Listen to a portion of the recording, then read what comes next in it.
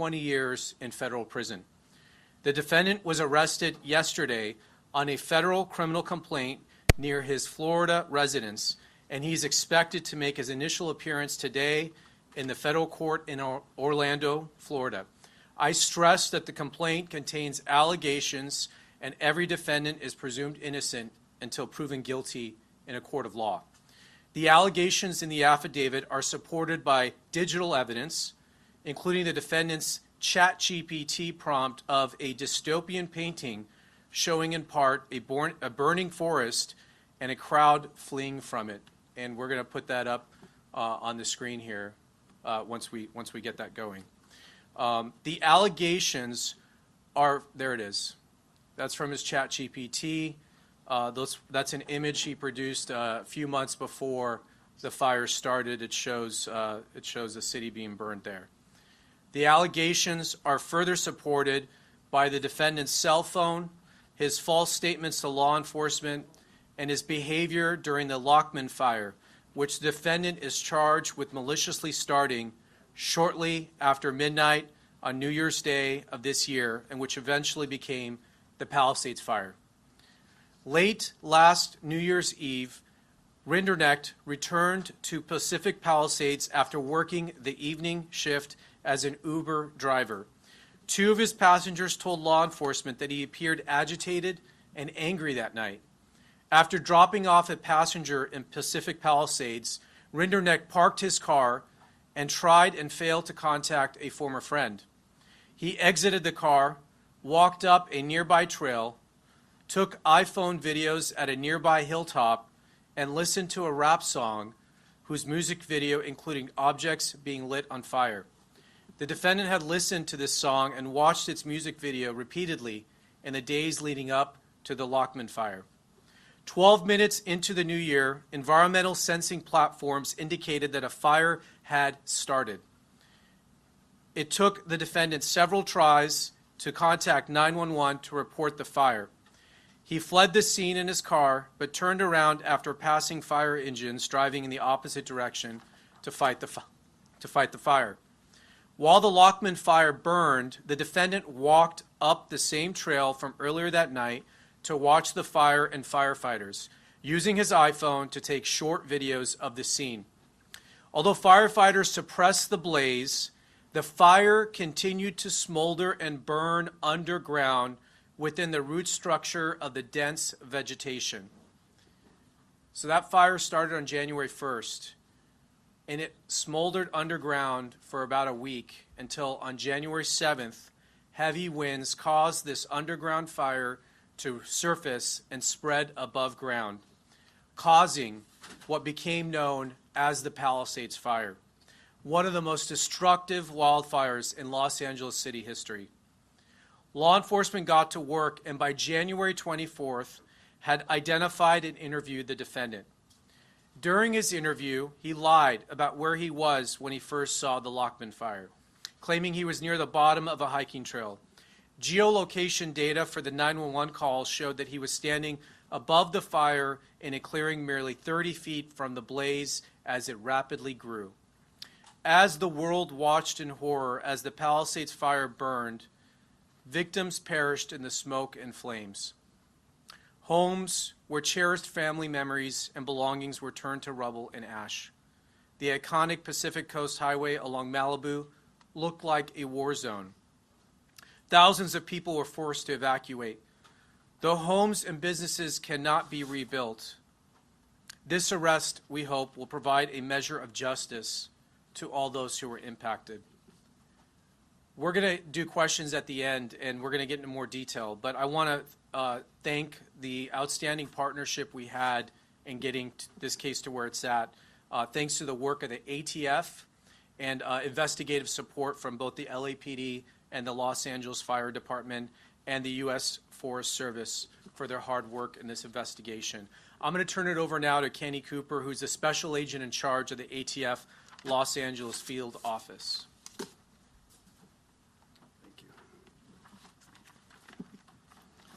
Good morning. My name is Kenny Cooper. I'm the special agent in charge of ATF's Los Angeles Field Division. Today marks a significant moment in a long road to justice for our community. After more than 8 months of tireless, meticulous work, I stand here with our partners, proud to announce an arrest in connection to the devastating Palisades fires that claimed lives, destroyed homes, and shook this community to its core. Jonathan Rindernesh, age 29, residing in Melbourne, Florida, was taken into federal custody by ATF special agents, a Los Angeles City Fire Department investigator, and a Los Angeles police detective. This partnership and arrest is significant in the three agencies working hand in glove to get this investigation to where it is. Rinderneck, as the U.S. Attorney mentioned, is charged under Title 18-844F, malicious destruction by means of a fire of real property owned by an organization receiving federal financial assistance. I know this community has endured a long wait for answers. Families have carried an unmanageable grief, and an entire community has been left to heal while living with questions. Although we cannot share every detail of this investigation, it is still an active investigation, and judicial proceedings remain ahead. I can tell you this, from day one, ATF and our partners have been relentless. We made a promise to find answers, and we have kept that promise. To give you a sense of the work, I want to highlight the extraordinary level of cooperation between ATF and our partners. The Los Angeles City Fire Department, the Los Angeles Police Department, the Orange County Fire Authority, and the United States Forest Service. LA City Fire asked for our assistance, and within 24 hours, ATF's National Response Team arrived on scene. The NRT, ATF's NRT, is an elite team comprised of certified fire investigators, electrical and fire protection engineers, chemists, accelerant detection canine teams, and other experts.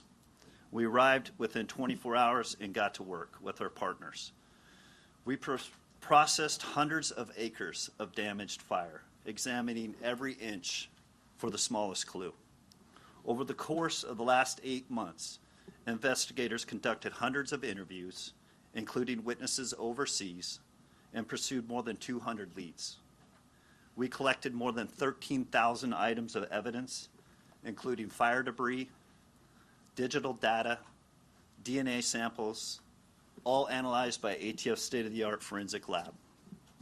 Our team carried out 500 scientific tests, supported by ATF's Fire Research Lab, the nation's only large-scale fire science lab dedicated to fire investigations. More than 10 of our top engineers and support staff contributed to this laboratory analysis. This investigation has been documented over 300 ATF reports, including a 200-page report detailing the origin and cause of this investigation. ATF technical surveillance specialists were integral in reviewing approximately 1.5 million phone records and data extracted from digital evidence. And I highlight this because I know there's questions on the length that it took us to come to this conclusion. But we were reviewing a lot of evidence from one of the most catastrophic fires in the U.S. history. Through this extraordinary team effort, investigators determined that the Palisades fire, reported on January 7th, was caused by an intentionally set fire near a viewpoint along the Temescal Ridge Trail in Topanga State Park on January 1st. The fire was a holdover fire, meaning it was deeply seated in dense vegetation and roots and continued to burn undetected until catastrophic weather ensued, resulting in the Palisades fire. Rindernesh is now charged with setting the January 1 fire. We know this arrest cannot erase the pain or grief or losses endured, but we hope it is a step forward. It is proof that justice will not be forgotten, that our accountability will be pursued by ATF and our partners, no matter how complex the investigation and no matter how long it takes. To the families who lost so much, we hear you, we honor you, and we will continue to fight for you. The ATF established an email address for the victims and witnesses to contact ATF victim witnesses assistance program through the Palisades at atf.gov. Once again, I'll say that, the Palisades at atf.gov. Based on the information received, a regional victim witness specialist may contact you. That's my initial statement. I'm going to hand it over to the Chief of LA Police Department, Chief McDonald, and I will be open to questions afterwards. Thank you. Thank you, Kenny. Good morning, and thank you all for being here. I want to begin by thanking the U.S. Attorney's Office, our partners at the Bureau of Alcohol, Tobacco, Firearms, and Explosives, and the dedicated men and women of our Robbery Homicide Division and Major Crimes Division. I also want to recognize and thank the Los Angeles City Fire Department and all of the investigators who came together to support this case. You look at the team standing here, and I couldn't be more proud of the work that was done throughout this investigation. It was extremely intensive and thorough, and the best of the best were working on it, and I'm very thankful for the partnership we enjoy with all of them all the time. The investigation into the Palisades fire of January 2025 was lengthy, complex, and as I mentioned, extremely thorough. Our detectives responded immediately to the initial incident and worked side by side with our partners at the Los Angeles Fire Department, and once the ATF's National Response Team took on the case, they led the investigation, and our detectives remained fully engaged as partners every step of the way with them. I'm proud of the professionalism and dedication shown by our detectives and the team who work collaboratively with our federal, state, and local partners. That teamwork ultimately led to the arrest of the suspect responsible for this devastating crime. The Palisades fire was a tragedy that caused enormous harm to the city of Los Angeles, but in the midst of that devastation, we saw something else. Communities coming together with law enforcement, supporting one another, and working through a very, very difficult time. This case is a reminder of the value of strong partnerships across every level of government. When we stand together, local, state, and federal, we are stronger, more effective, and better able to deliver justice for our communities. I'm deeply grateful to everyone who contributed to this investigation, and I look forward to continuing this strong spirit of collaboration as we work to keep Los Angeles safe. Thank you. I'll now turn it back over to U.S. Attorney Bill Asaley. We will be unsealing the complaint if it hasn't been already. It has much more details than what we've gone over today in there, and that'll be available to you. At this time, we will take a few questions. Okay, we'll start there. How did Rendernet start the fire? And in the investigation, as investigators spoke to him, what did he specifically say was the reason he didn't say? I'm not going to get into his specific statements. I can tell you ATF has determined that the fire was ignited with an open flame. Yeah. Did this gentleman ever live in the Palisades, have any direct connection to the Palisades? Was he familiar with these trails, this area? Yeah, he was familiar with this particular neighborhood, and he had a friend who lived in this neighborhood. So he knew this neighborhood. He never specifically lived there? He was a resident of Southern California. Do we know what city he lived in? Okay.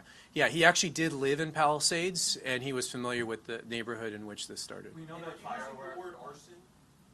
Yes, he's arson. Yes. We know that fireworks. Okay, let me go here. What was the protocol taken around the initial fire on New Year's Day?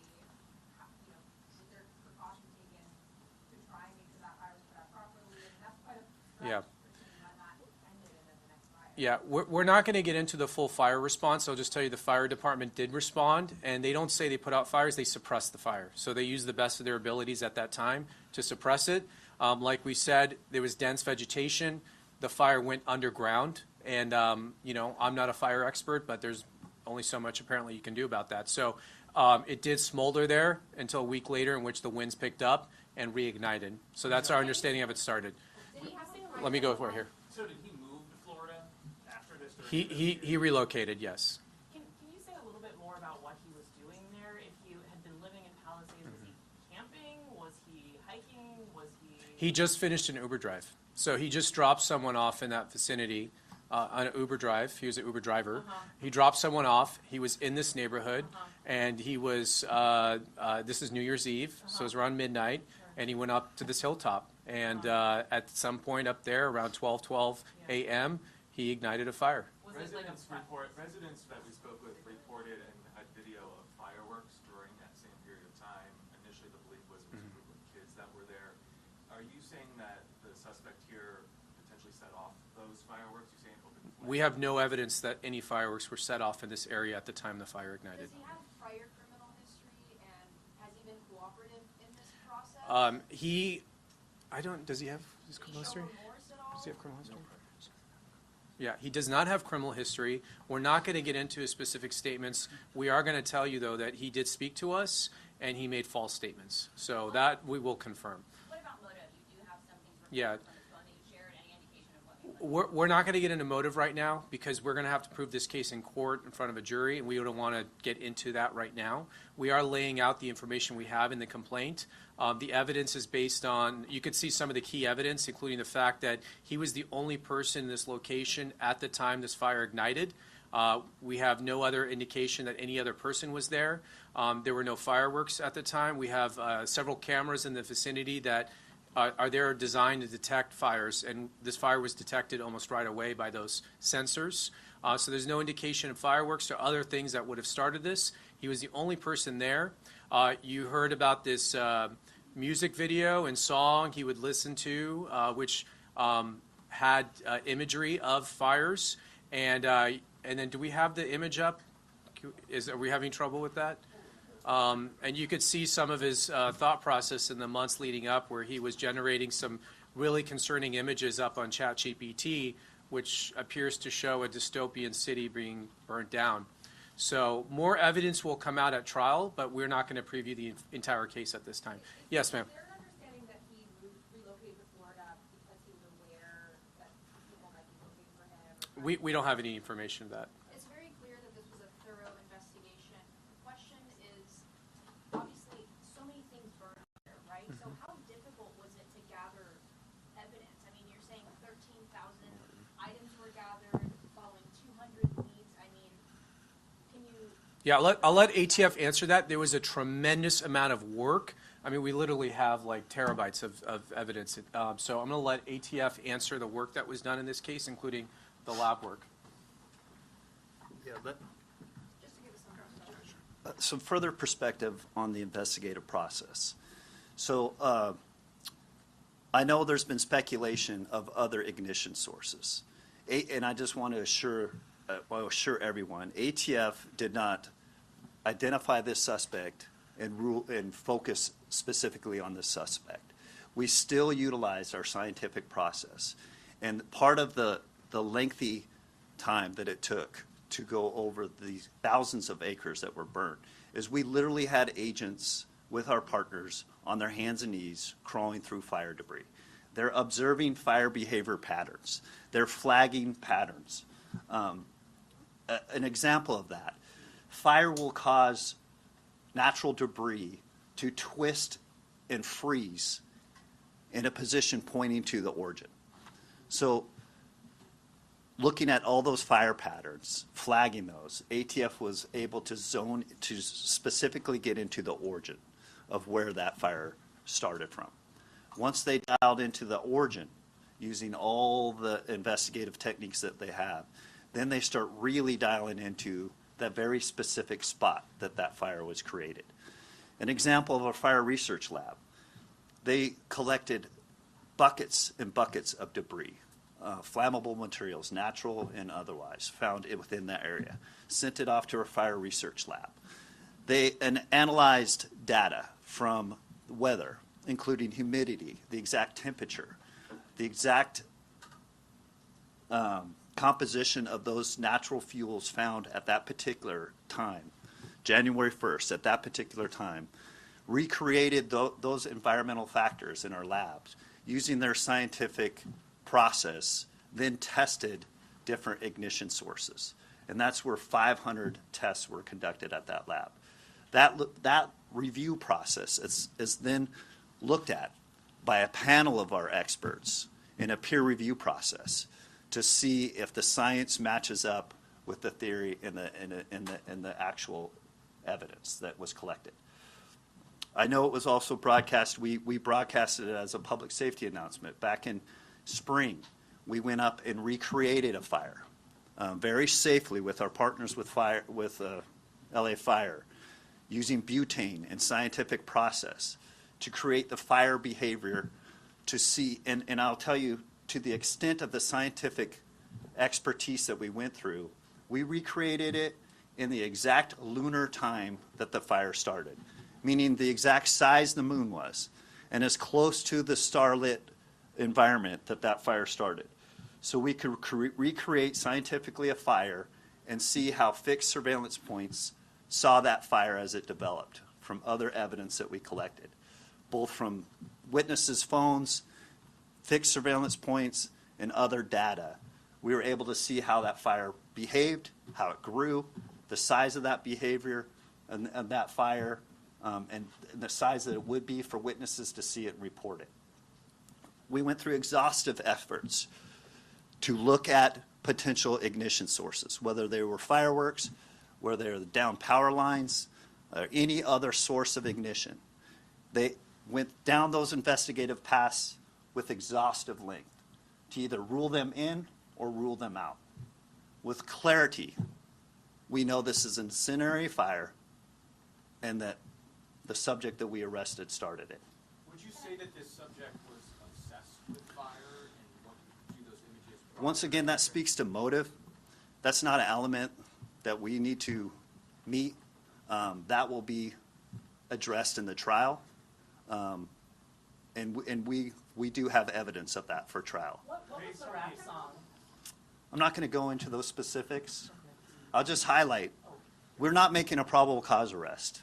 This team up here feels that we have met beyond a reasonable doubt. We are confident that the burden of proof by the government on this presumed innocent person will be met in trial. Based on the AI images that he did show, was it his intent to cause as much destruction to a town? You show the AI images for a reason, so it definitely leads to that impression, and I would just like that on the record. I wish we could get into somebody's head, but we can't. People do evil things for whatever reason.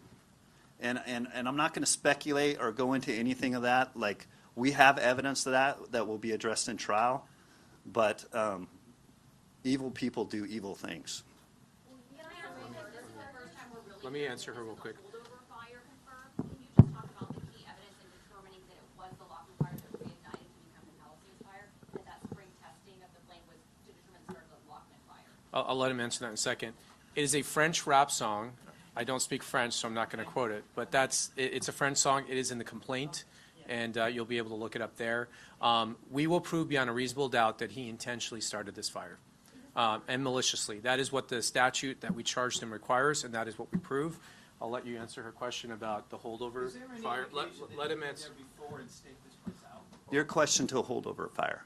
Same principle, same process that ATF went through, is obviously the burn scar and the fire from the initial January 1st Lockman fire was re-examined by our investigators, and with complete certainty, they were able to see from the same fire behaviors, from them crawling on their hands and knees, digging up roots, digging up all the evidence, supplying that fuel to the fire research lab.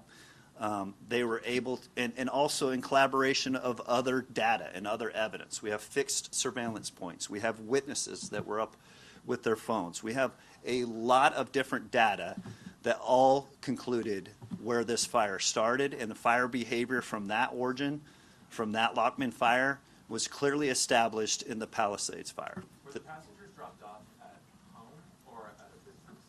I'm just trying to get a sense of where he was on his path that then led him up to that hillside. He dropped passengers off within the residential area of that area. Two more questions. Why not pursue murder charges, given the fact that folks died in the fire?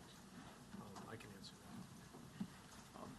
that. So right now, we've charged him on a criminal complaint. We have not determined all the charges he's going to face. We'll be presenting that evidence to a grand jury, and we will make decisions about additional charges at that time. So this is right now just a criminal complaint. We wanted to arrest him. We wanted to get him into custody, this will go to a grand jury shortly. Last question. Did the suspect return back on January 7th? Was he in the area considering he lived in the Palisades during that period? I don't know that we know that. Yeah, I'm not going to comment on that. He did go back the same night. So the night he started the fire, he left. As soon as he saw the fire trucks were headed to the location, he turned around and went back up there. And he took some video and watched them fight the fire. The charges that you're talking Last question. That's just for January 1st, right? He has not been charged with anything for January 7th? No, he is charged with starting a fire on January 1st, which is the fire that burned down the Palisades. It did take a week to reignite, but he is charged with starting the Palisades fire. He started it on January 1st. But that's why you got that question about the people who lost their lives in the January 7th fire. Do you expect additional charges for that? To include homicide? This complaint covers that fire and the damages and deaths that were caused by that fire. As far as what additional charges he will face, we will make those determinations in the coming days. Thank you all very much. All right, thank you. Press release is out, the complaint is out, so, and I'll try to get this back after.